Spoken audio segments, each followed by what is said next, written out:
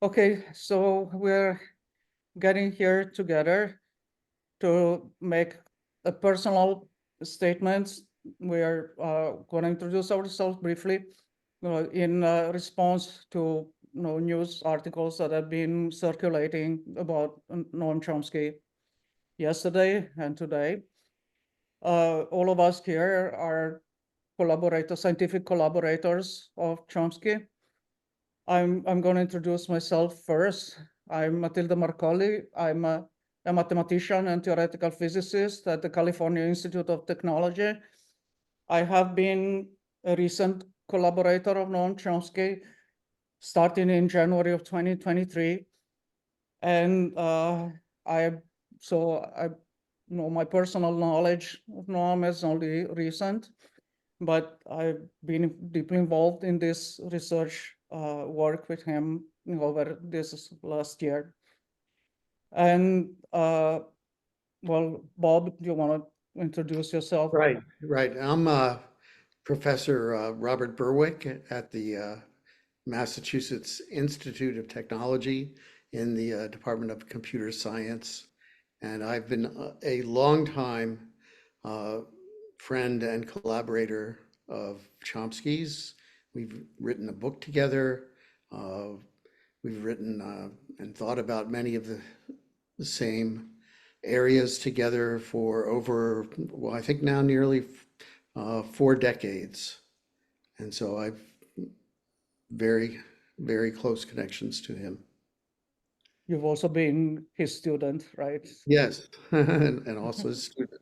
Yeah, As I think we're all students of Chomsky. that's right. Riny, do you want to introduce yourself also? Yes, I'm Riny Huijbregts from Utrecht University. I'm retired, and I've known Chomsky for well, since '73, I guess, when he came to Holland, and um, I've been in contact with him very frequently since 2014 with this publication of 2015, yes, with the publication of projection on properties of projections extensions. And our contacts were intensified during his work on minimalist theory, especially since 2018. He's been a great friend, very loyal. He was never tired explaining to me for the 500th time why I didn't understand something. He was great in that. I owe a lot of him to him. And,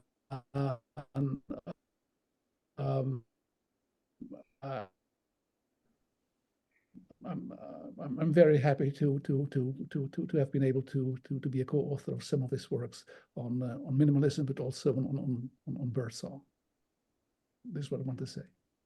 Okay, thank you. So, as I said at the beginning, this is a kind of public statement that we want to make in response specifically to a news article that was published yesterday, June 10, by the British newspaper, The Independent, on Noam Chomsky's current personal situation. This article has already been picked up and amplified by a large swath of international press, as is to be expected. It's an article that, unfortunately, does not even try to be factually accurate, is grossly insensitive, and also absolutely unnecessary. So yes, Noam Chomsky is currently recovering from a serious medical problem. As is well known, he is 95 years old. Though this fact is actually easy to forget, given the enormous energy and productivity, the powerful, sharp, inquisitive mind with which he continued to produce amazing scientific results, as well as you all know, continuously engaging with matters of pressing public interest.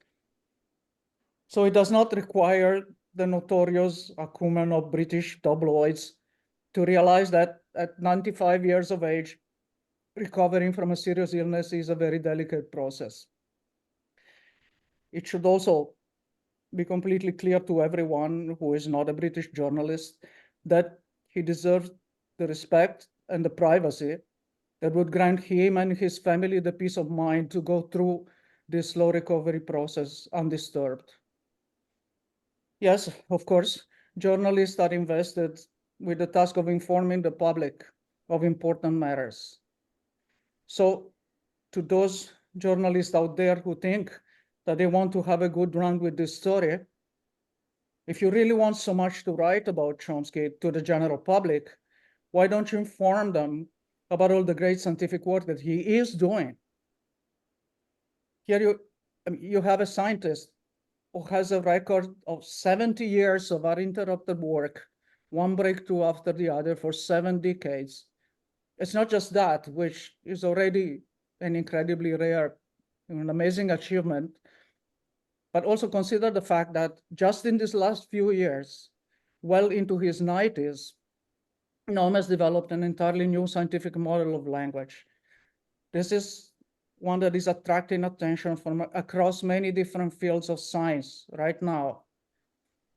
All three of us here are just coming from a workshop that took place this weekend here at Caltech that was entirely dedicated to Chomsky's new theory, and which drew together an unprecedented collaboration between linguists, mathematicians, theoretical physicists, and computer scientists. Isn't this something that is worth writing about in the press? Isn't this something that the general public should know? Chomsky's new theory is now published.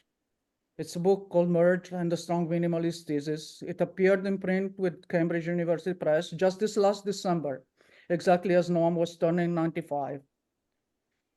There are several more of his scientific contributions around this theory that are right now in the publication process.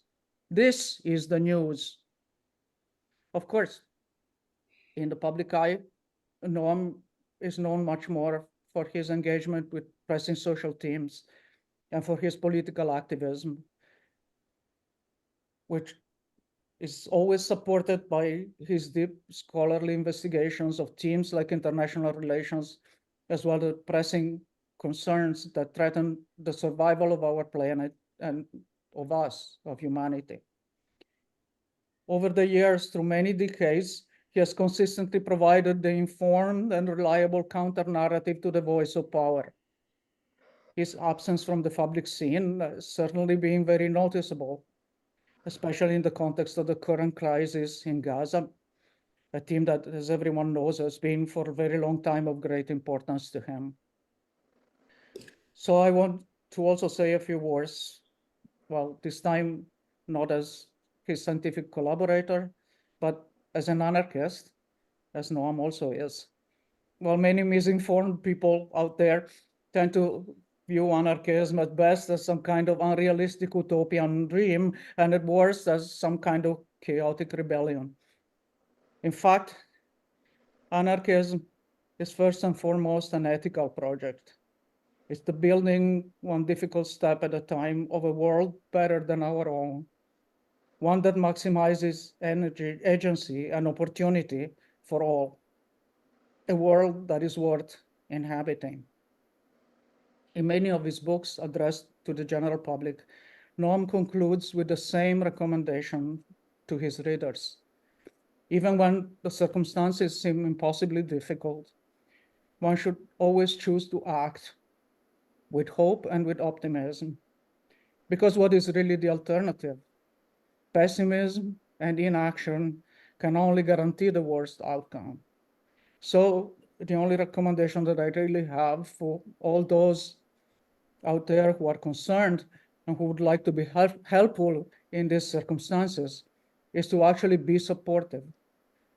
Be supportive of Noam's work and ideas, both in science and in the realm of social concerns, and continue to develop and enrich those ideas and to build on them in the best way we can. This is pretty much all that I can say as my personal statement. And I just want to leave it, to Bob and to Riny, who, in addition to being, scientific collaborators of Noam, have also been his very close friend for a really long time, to say something more about this.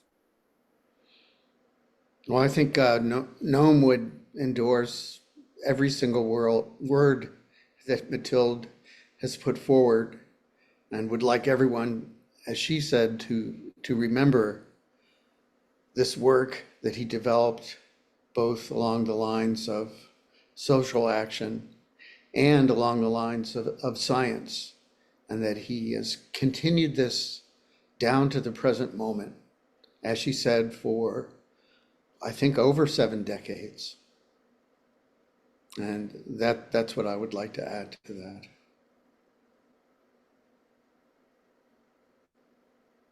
Yes, I agree with both of you.